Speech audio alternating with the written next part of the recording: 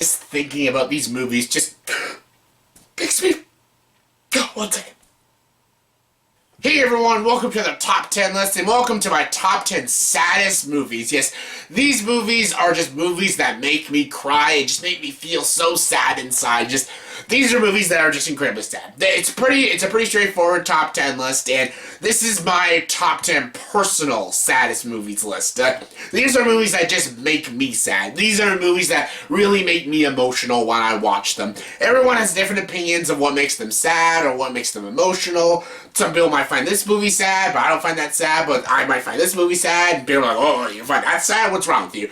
Everybody's different. There's some weird choices on here, but again, these are just movies that affected me personally. These are just movies that make me really teared up when I watch them, so yeah, let's get to it. Here's my top 10 saddest movies, and for a top 10 list, you gotta have your honorable mentions. My honorable mentions are Up, Old Yeller, Titanic, Lion King, West Side Story, Rabbit Hole, Philadelphia, Inside Out, and Gladiator. All very emotional movies. Just come in the top 10 list. But what didn't make my top 10 was my number 10. My number 10 is Terms of Endearment. Yes, the very typical cliche choice of what a sad movie is. A very melodramatic, emotional movie.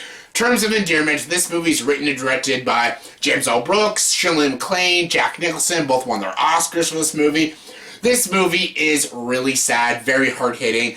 And when I first watched this movie, I went into this movie knowing how this movie ended. It was spoiled for me. I knew exactly why people found this movie sad. So I was going to this movie not expecting to feel sad at all. But the movie does a very good job. It makes you connected with the characters. You care for these people.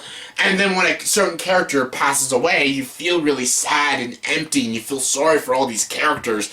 Again, there's no spoilers in this video, so I won't say who dies and who passes away. But it's really freaking sad. This movie's emotional. It's a good movie for the whole family to watch. Yes, you all can sit by the TV with the Kleenexes all together and cry together because it's a very sad movie, but it's also a good movie to show you how to appreciate your family. Because your family's not going to be there forever, so, appreciate them, love them, spend as much time with them as possible because you never know when it's going to be their last day. And it's a really sad movie, but it's a very good movie, and it's my 10th favorite sad movie. Coming number 9 is Brokeback Mountain. Yes, Brokeback Mountain, I've mentioned this movie a bunch of times, my Ang Lee list, and just my Jake Gyllenhaal list I just did. This is a great movie, also a very sad movie. Again, if you've seen this movie, you know exactly why it's sad. But again, no spoilers.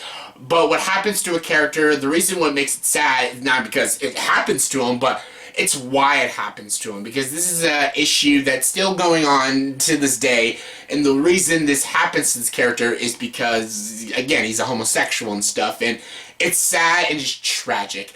And then what makes this movie all the more sad is that because these two lead characters could have had the happy ending. They could have had a good ending, but one of the characters, Heath Ledger's character, was ashamed of being gay, so they could never be happy. That's why they each married women, Michelle Williams and Anne Hathaway. These two characters could have never had a happy ending. That alone is just sad enough, but the way this movie ends just makes it even sadder, and now you know for certainty that these characters will never have a happy ending. It's just sad, it's just tragic. It's Brokeback Mountain, it's a brilliant movie, but it's also a really, really sad movie. Coming number 8 is Marley and Me. Marley and Me is a movie some people actually did not like. This is like a 62% on Rotten Tomatoes. This is a damn good movie. I really liked Marley and Me. Owen Wilson and Jennifer Aniston are both good in this movie, and I love a simple story about a family raising a dog. That's it. That's it. There's no conflict. There's no liar revealed or misunderstanding cliche. There's no side story with another couple, or someone's cheating on someone, or, someone's happening to something, and there's no cliches in this movie. It's a simple story about a family raising a dog. That is the entire movie. And again, you all know why this movie's sad. If you're an animal lover, which I am, I have a cat. I used to have a dog, but I have a cat. It's sad. If my cat ever died, I'd be crying my eyes out. So yeah, I know what it's like to lose a pet and stuff. It's really sad. It's really tragic, and it's really emotional. Just because humans die all the time and it's sad, but animals die too, and it's just as sad because We have connections with animals. Our pets are our family. My cat's part of my family. Like, if anything happened to my cat, again, I'd be sad as shit. This movie is about, again, losing a family member. This dog was a part of their family, and just the way it's done and the way it's executed, it's brilliant, but it's also really just heart-wrenching. A great movie for the whole family, but again, you'll be tearing up. Coming number 7 is Good Will Hunting. Yes, Good Will Hunting. Everyone knows this is one of my favorite movies of all time. Again, a very emotional, hard-hitting movie, mostly because it's not your fault. No. It's not your fault. Some people don't find that scene sad because that scene's been made fun of, satirized a bunch of times and stuff. That scene gets me every single time. It's not your fault. Again, I don't want to spoil it, but it makes sense in context of the story, and it is really sad. It's the first time you see this character, Will Hunting, finally break down, because this character has been a very pretty dickish character. He's a defensive character. He's a genius, but he's also psychologically not okay. And when he finally hears those words, he can break down and finally express himself, and it's just so freaking sad. The whole movie has a lot of sad moments too. You know, the scene with him and Minnie Driver and stuff, when he talks about his backstory, about all his foster parents. Really sad stuff. But come on, it's not your fault. It's not your fault. Coming number 6 is Toy Story 3. Yes, Toy Story 3. Wow, like, come on. This is just freaking sad as shit, too. The beginning even opens up sad. You see these toys, they're all sitting in their toy chest. Andy doesn't play with them. That scene when Woody calls them on the phone, just a really sad. There's a lot of emotionality in this movie. Even seeing the backstory of Lotso, it's very sad stuff. But of course, the ending with the final goodbye and stuff, the so long partner. My God, seeing Andy play with his toys one last time, my God. Because we ourselves, if you grew up with Toy Story, we're like Andy. We grew up with these toys and stuff, and now we have to say goodbye to them. Well, apparently not, because they're making a fucking 4th one. Why? But anyways, the ending was just so sad, because it's so long, a farewell to this franchise that we love so much, or maybe not a farewell, a sort of farewell, because again, why? But anyways, this is a really sad movie. It's so good. I know I just spoiled it, but everyone knows the ending to Toy Story 3, and everyone can agree with me. It's sad. It's so sad. Coming number 5 is American History X. Yes, American History X is a brutal, gritty, graphic movie about white supremacists. Yes. Edward Norton is in this movie. He probably gives the best performance I've ever seen him give in his entire career. He's amazing. I have no idea why he didn't win the Academy Award. He is brilliant in this movie. Edward Furlong, Ethan Suplee, everyone, Beverly D'Angelo, everyone's fantastic in this movie. This movie is a lot about pressure and stuff, being part of white supremacists, because Edward Norton's dad got killed by a black person, so he joined a white supremacist, but when he went to prison changed him. Then he loves the black people, but he hates the white supremacists, but his little brother is joining the white supremacists, so basically he has to talk his brother out of joining the white supremacists. This is a very interesting, brutal, complex story with a very just downright heart-wrenching ending. I will not spoil the ending. There's a couple other sad scenes and stuff, like when his dad dies and stuff. Sad, but oh my God. The shower scene too, like that rape scene, that's pretty sad too. But the ending to this movie, I did not see coming. And my God, it breaks your heart. And it also breaks your heart for the lead character, because you don't know what it's going to do to the lead character, because the lead character has changed so much throughout this whole movie. And we saw in the beginning of the movie when his dad died, he became a bad person, but then prison made him a good person. But now that what happens at the end of the movie, you don't know if he's going to stay a good person or go back to being a bad person. That right there is just sad. Just like you don't know what's going to happen to these characters after this really bad thing happened.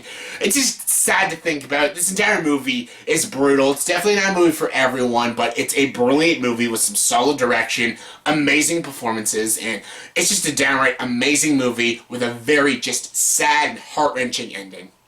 Coming number 4 is Dead Poets Society. Yes, seize the day, seize the day. Another Robin Williams movie, another brilliant movie.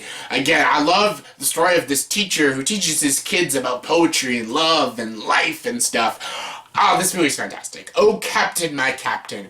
Two scenes in particular make everyone cry. Of course, the scene with the student, again, I won't spoil it, and of course the ending with it standing on the desks. Oh, Captain, my Captain. Oh, that scene just... God, you want to salute... You just want to salute Mr. Keenan. You're just like, yes! Fuck yeah! Oh, Captain, my Captain. Such a sad movie. That's all I gotta say. Coming number 3 is Manchester by the Sea. Yes, this movie I just reviewed just a few weeks ago. This is a very recent movie that just came out. One of my favorite movies of 2016. This movie is just heartbreaking. Again, I don't want to spoil it because a lot of people still haven't seen this movie yet. I don't even want to talk about any details of this movie.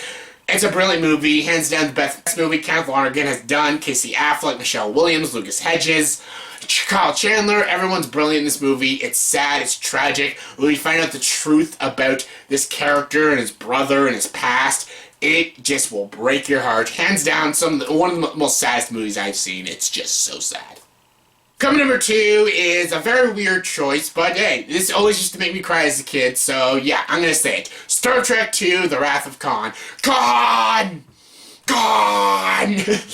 Okay, yeah, this is a weird choice. Everyone's like, okay. You do realize there's a lot of sad movies out there. Like, no Steel Magnolias, none of that, no Beaches. I hate Beaches, by the way. Like, I fucking hate that movie. It's cool if you like it. I hate that Beaches stuff. But, yeah, no Nicholas Sparks shit. Like, these movies actually genuinely make me upset. And Wrath of Khan really just gets me. Why does it get me? I'll tell you why. The needs of the many outweigh the needs of the few, and the one. I shall forever and always be your friend. Live long and prosper. That's all I gotta say. That's all I gotta say. Rest in peace, Leonard Nimoy. Rest in peace. And Tony Hutton as well. And the number 1 movie that makes me cry all the time, and the saddest movie I guess personally watched, but I'm getting to another list to talk about more movies. But anyways, out of this list, the saddest movie I've watched, Lord of the Rings, Return of the King. Yeah, I know, everyone's looking at me like, what? So, like, this movie, Lord of the Rings, makes you cry. Yeah, it does. Like, when I saw this movie in theaters when I was younger, I was bawling at the end of this movie. Like, I was just like, oh god, it's such a good journey and it's ended, you know, Frodo's leaving. It's sad. Like, there's a lot of scenes in this movie that are really, really sad. Like, that scene with Faramir finding out his dad doesn't even love him anymore. God, breaks my heart. When Eowyn loses her father, the King of Rohan dies, it's so sad. Even that scene with Pippin goes up to Merry, he's like, I'm gonna go look after you and stuff. Oh my god, just so many sad scenes in this movie. And of course, the million endings. Yes, everyone complains about all the endings to this movie, but they're all so good and all so sad. When Aragorn finally gets to be with Arwen, it's so good. And that scene with all the hobbits when they bow to Aragorn, and Aragorn's like, no, you bow to no man. And they all bow to these 4 little hobbits who did so much to save Middle-earth. It's just so sad. And of course, the ending when Frodo leaves everybody with Gandalf and all the elves and stuff. He has to say goodbye to Merry, Pippin, of course Sam, and he gives Sam the book and he says, there's room for a little more. Yes, there's There and Back Again, The Lord of the Rings, and then Sam gets to write his final story. It's just so sad. Everything about this movie is sad. The goodbyes, the stuff that happens. It's a goodbye to this amazing trilogy of movies that I adore. It just makes me bawl every single time I finish Lord of the Rings Return of the King. I just bawl my eyes out. It's a personal opinion. Not everyone cries and gets affected by this movie, but I certainly do, and it's definitely one of the saddest movies ever. It's so sad. So yeah, that was my top 10 saddest movies. Yes, those were some weird choices, but hey, personal opinion. But yeah, you know what? In the comment section below, please tell me, what are movies that make you cry? What are your top 10 saddest movies? Comment below, you know. And as always, if you like this video, please like, subscribe to this channel, and join the dark side.